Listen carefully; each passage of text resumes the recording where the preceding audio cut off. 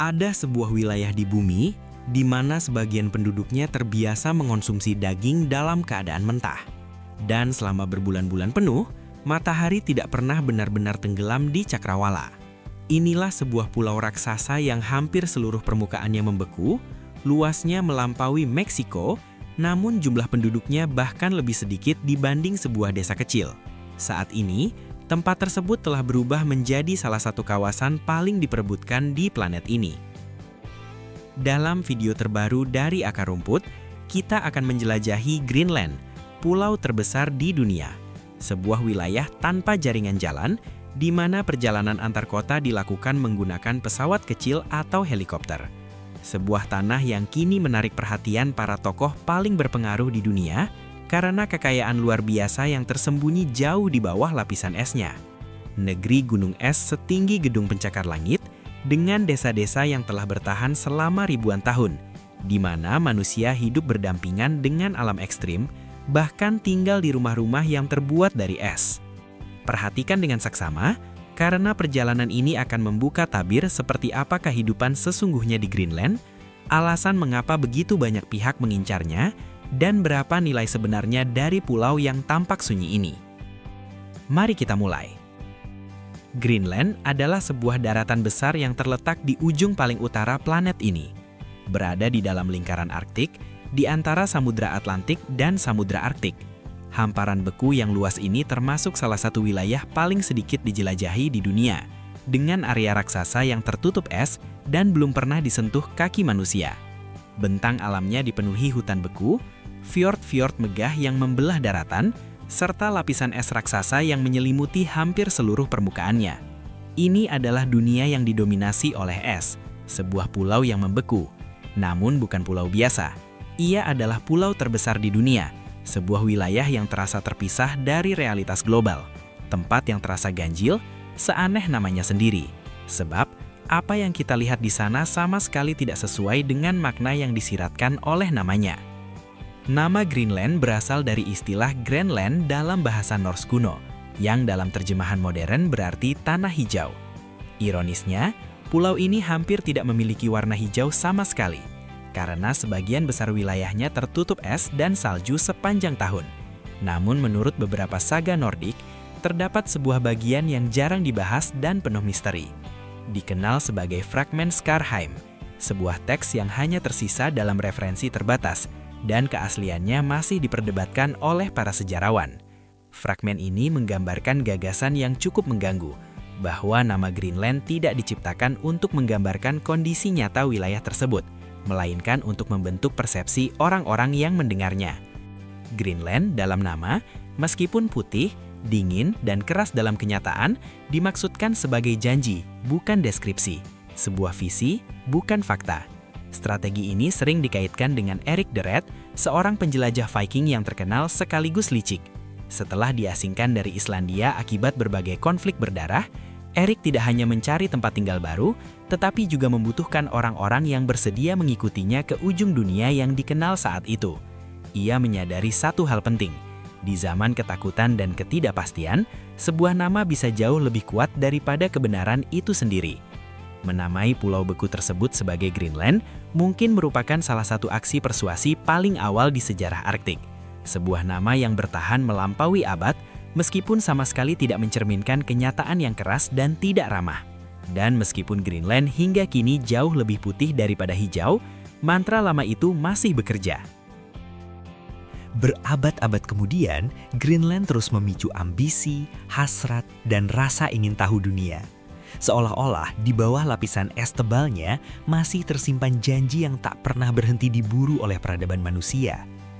Kini, Greenland bukan lagi sekadar pulau beku atau sekadar warisan propaganda Viking kuno.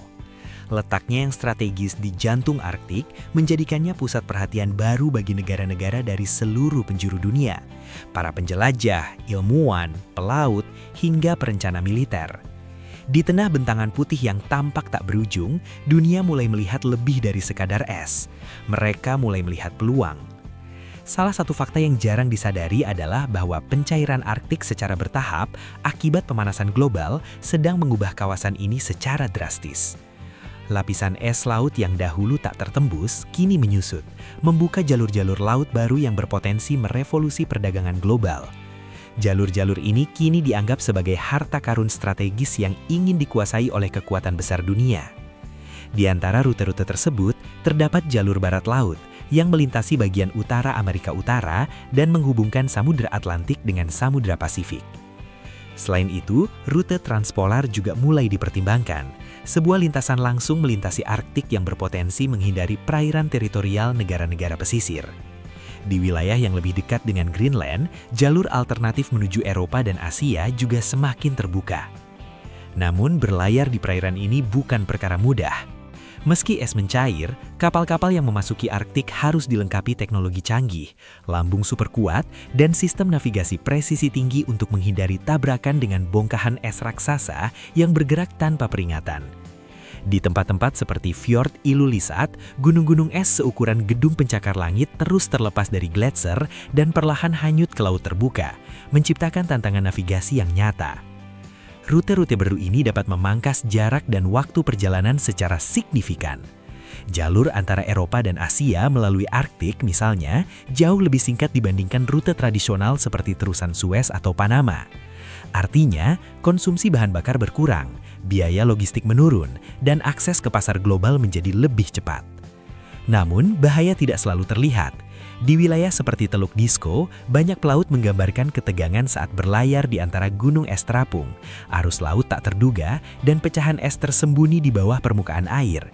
Satu kesalahan kecil bisa berujung fatal, bahkan bagi kapal paling modern sekalipun.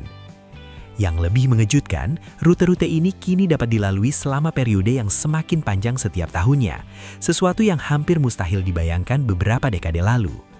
Perubahan ini menarik perhatian negara-negara dengan armada besar seperti Tiongkok yang mulai mempromosikan konsep jalur sutra kutub, sebuah visi jalur laut baru yang memanfaatkan pencairan Arktik untuk menghubungkan Asia dan Eropa secara lebih efisien.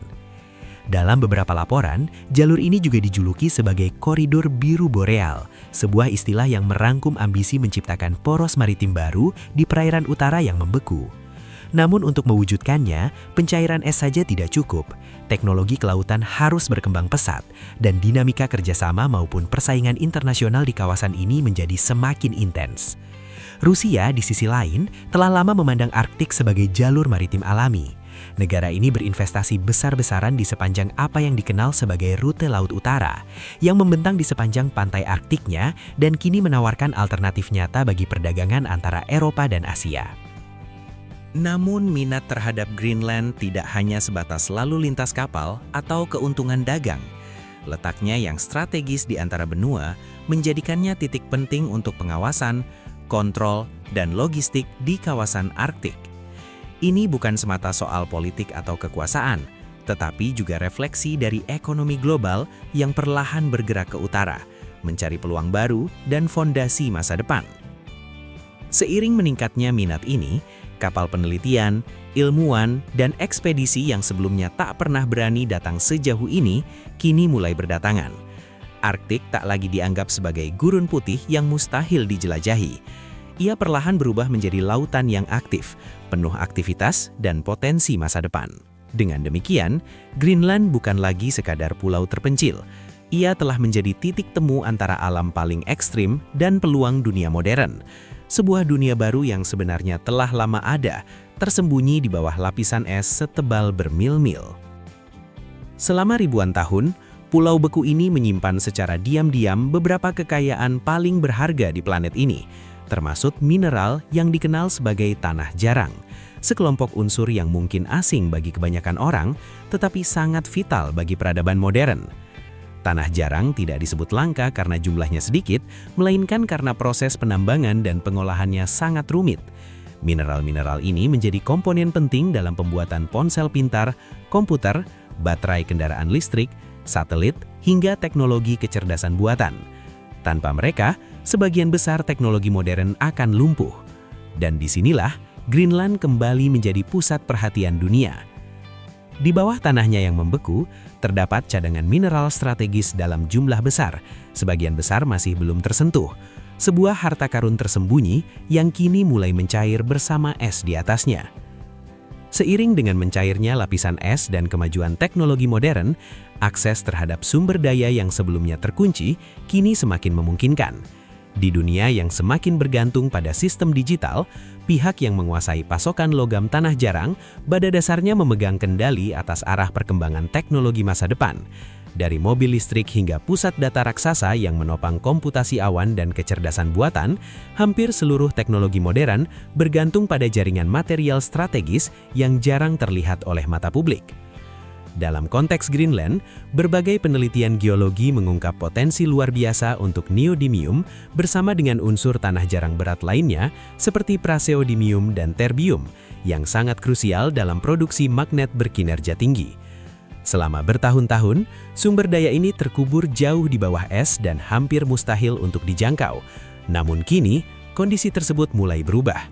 Apa yang dulunya tersembunyi dan tak terjangkau, perlahan berubah menjadi sasaran perhatian global. Dalam kenyataan geopolitik saat ini, di mana Tiongkok menguasai sebagian besar rantai pasokan logam tanah jarang dunia, negara-negara lain mulai melihat urgensi untuk menemukan sumber alternatif. Di era yang didominasi oleh digitalisasi, otomatisasi, dan kecerdasan buatan, kendali atas mineral strategis ini berarti lebih dari sekadar kepemilikan sumber daya alam. Ia berarti kendali atas kemampuan membangun, mengembangkan, dan mempertahankan teknologi masa depan. Dan disinilah Greenland kembali muncul sebagai pemain kunci. Pulau yang tampak sunyi dan membeku ini menyimpan di bawah permukaannya beberapa material paling menentukan bagi abad yang baru saja dimulai. Inilah alasan mengapa Amerika Serikat memandang Greenland dengan ketertarikan yang sangat khusus.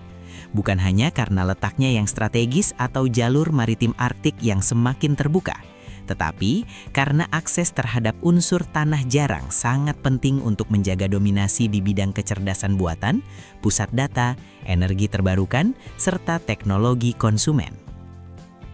Banyak pusat data besar yang menjadi tulang punggung komputasi awan dan kecerdasan buatan mengonsumsi energi dalam jumlah luar biasa dan bergantung pada komponen yang dibuat dari mineral-mineral ini.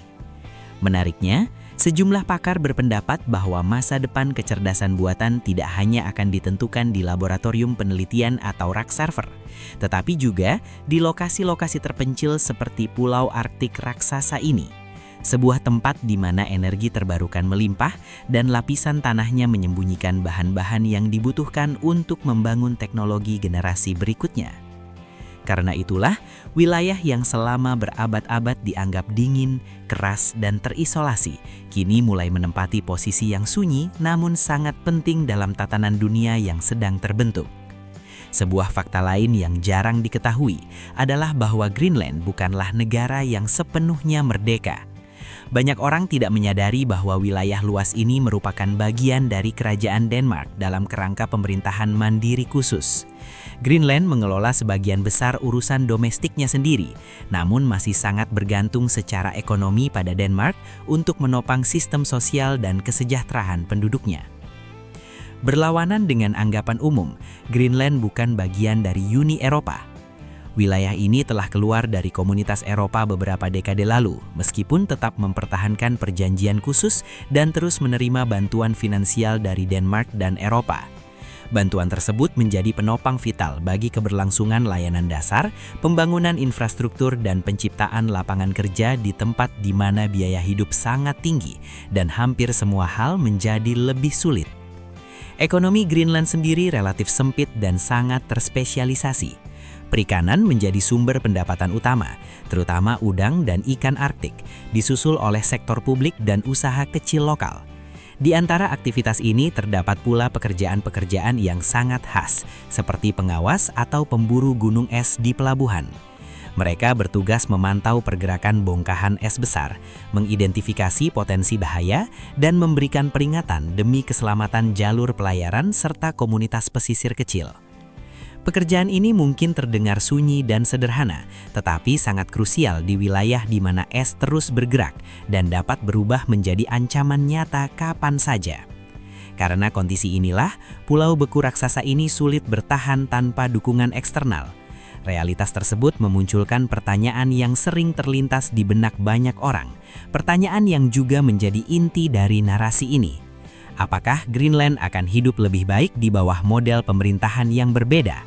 Apakah masa depannya akan lebih aman jika menerima investasi asing dalam skala yang lebih besar? Pertanyaan-pertanyaan ini bukanlah kesimpulan, melainkan refleksi tentang sebuah wilayah dengan kekayaan alam luar biasa, jumlah penduduk yang sangat sedikit, dan kondisi hidup yang seringkali sama ekstrimnya dengan iklimnya. Kehidupan sehari-hari di Greenland dibentuk oleh cuaca yang sangat keras. Sebagian besar tahun diwarnai suhu ekstrim, musim dingin yang panjang, gelap, dan tanpa ampun. Dingin bukanlah peristiwa sesekali, melainkan bagian dari rutinitas. Namun demikian, kehidupan tetap berjalan. Ibu kota Greenland bernama Nuuk, sebuah kota kecil yang penuh warna dan terasa modern jika dibandingkan dengan lingkungan sekitarnya. Mayoritas penduduk pulau ini tinggal di sana, dikelilingi oleh pegunungan, laut, dan es, dalam lanskap yang seolah terjebak di luar waktu. Salah satu tantangan terbesar dalam kehidupan sehari-hari adalah tingkat isolasi yang luar biasa. Greenland memiliki luas lebih dari 2 juta kilometer persegi, bahkan lebih besar dari negara seperti Meksiko, tetapi hanya diluni sekitar 57.000 orang, lebih sedikit dibanding populasi kota kecil di Eropa. Di wilayah sebesar ini, tidak ada jalan yang menghubungkan kota-kota satu sama lain. Setiap komunitas hidup dalam keterpencilan hampir total. Untuk berpindah tempat, penduduk bergantung pada pesawat kecil, helikopter, perahu, atau di daerah pedalaman, kereta luncur yang ditarik oleh anjing husky. Keterbatasan infrastruktur ini juga sangat terasa dalam sistem kesehatan. Meskipun terdapat klinik dan rumah sakit regional, hanya ada satu rumah sakit pusat dengan fasilitas lengkap yang terletak di Nuuk. Pasien dengan kondisi serius harus diterbangkan dari berbagai penjuru pulau. Dalam keadaan darurat di daerah terpencil, satu-satunya pilihan seringkali adalah evakuasi udara, yang sangat bergantung pada cuaca ekstrim, kegelapan musim dingin, dan jarak yang sangat jauh. Evakuasi semacam ini bisa memakan waktu berjam-jam, bahkan berhari-hari, di lingkungan di mana alam seringkali menjadi lawan. Inilah mengapa hidup di Greenland berarti menerima sebuah kenyataan yang sangat spesifik. Sebuah wilayah yang luas dan indah, kaya akan sumber daya, namun juga sunyi, terpencil, dan keras, di mana bantuan terkadang terasa sejauh garis cakrawala yang membeku. Dan justru kontradiksi inilah yang membuat nilai ekonomi yang bersedia dibayarkan beberapa negara untuk wilayah ini hampir sulit dibayangkan. Angka yang sangat besar yang akan segera Anda ketahui. Namun sebelum itu, kita perlu memahami siapa sebenarnya masyarakat Inuit dan seperti apa lingkungan yang mereka sebut rumah. Karena di Greenland, alam bukan sekedar latar belakang, alam adalah tokoh utamanya. Gunung es yang mengapung di perairan Greenland dapat menjulang lebih dari 100 meter, setara dengan gedung bertingkat tinggi. Ini adalah pencakar langit dari es, bergelak perlahan di atas laut. Sunyi, megah, memukau, dan tetap mematikan. Sepanjang tahun, langit Greenland juga menyuguhkan salah satu fenomena paling menakjubkan di bumi, aurora borealis.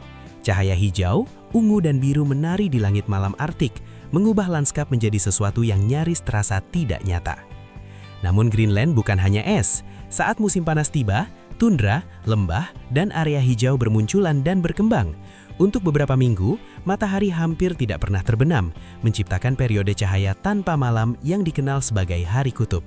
Sebuah momen singkat yang seolah membenarkan nama yang diberikan oleh Viking kuno.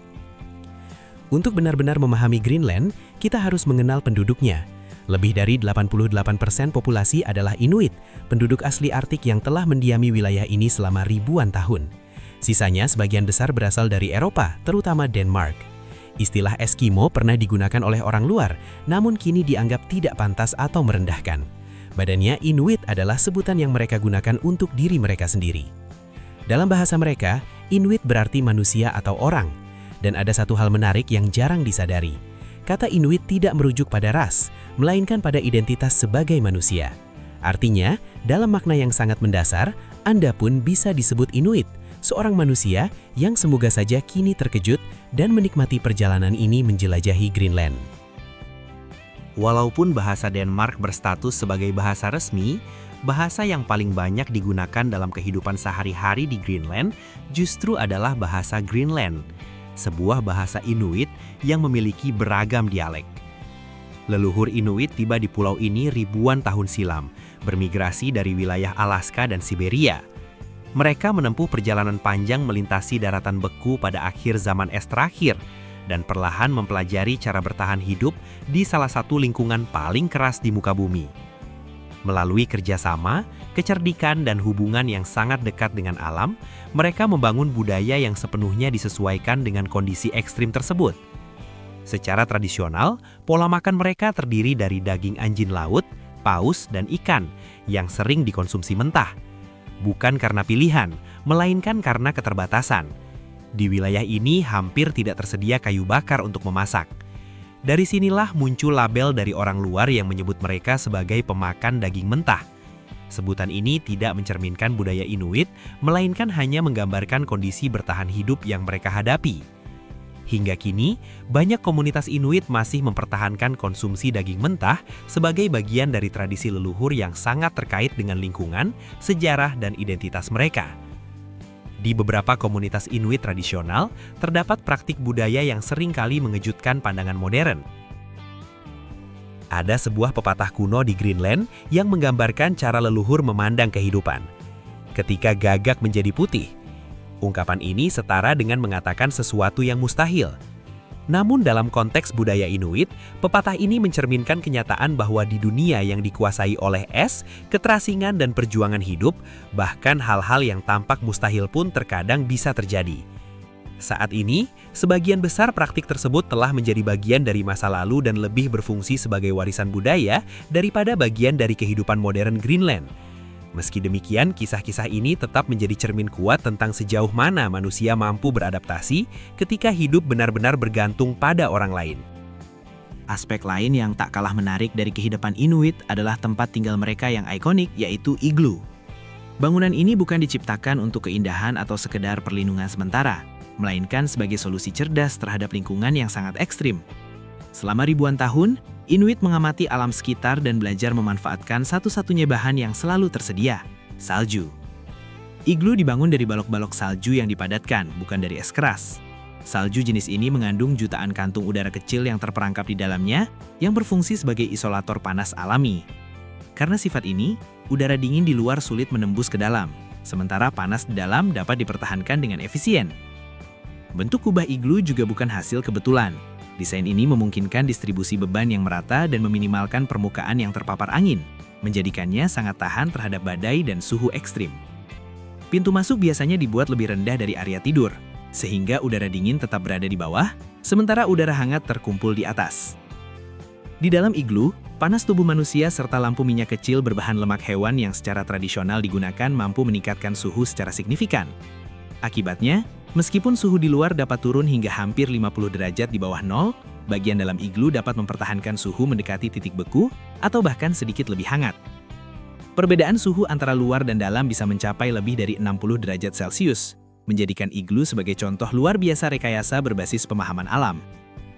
Ini adalah bukti nyata bahwa kecerdasan manusia, ketika dipadukan dengan pengamatan mendalam terhadap lingkungan, mampu menciptakan solusi efektif bahkan di tempat-tempat paling tidak ramah di planet ini. Di Greenland, hampir segalanya berbicara tentang adaptasi, kecerdikan, dan ketahanan hidup.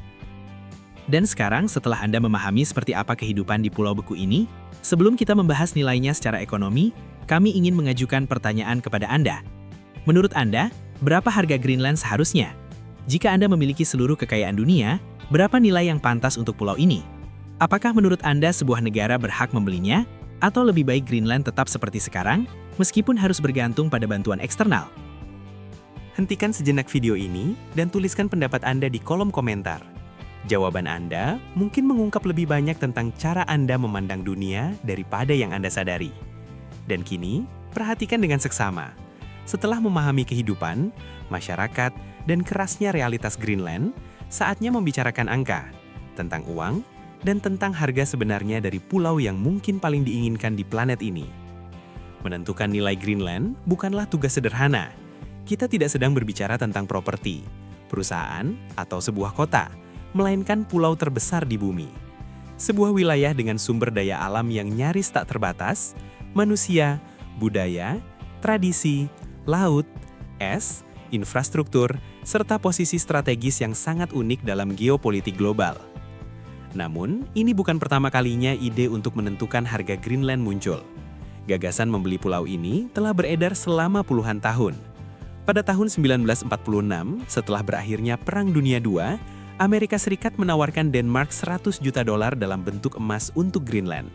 Jika disesuaikan dengan nilai saat ini, jumlah tersebut setara dengan sekitar $1,3 miliar. Tawaran itu ditolak tanpa ragu oleh Denmark. Beberapa dekade kemudian, pada tahun 2019, ide tersebut kembali mencuat ketika Presiden Amerika Serikat saat itu secara terbuka mengemukakan kemungkinan untuk membeli Greenland. Banyak yang menganggapnya sebagai candaan, namun pernyataan tersebut memicu perdebatan serius di tingkat global. Pertanyaannya kembali muncul, berapa sebenarnya nilai pulau ini jika semua aspeknya diperhitungkan? Untuk mendapatkan gambaran, para analis sering membandingkannya dengan pembelian Alaska oleh Amerika Serikat pada abad ke-19, yang nilainya setara dengan lebih dari $100 juta saat ini. Greenland bahkan lebih luas dari Alaska, dan menyimpan sumber daya yang pada masa itu belum diketahui, sehingga nilainya diperkirakan jauh lebih tinggi. Perkiraan modern sangat bervariasi tergantung pada faktor yang dimasukkan.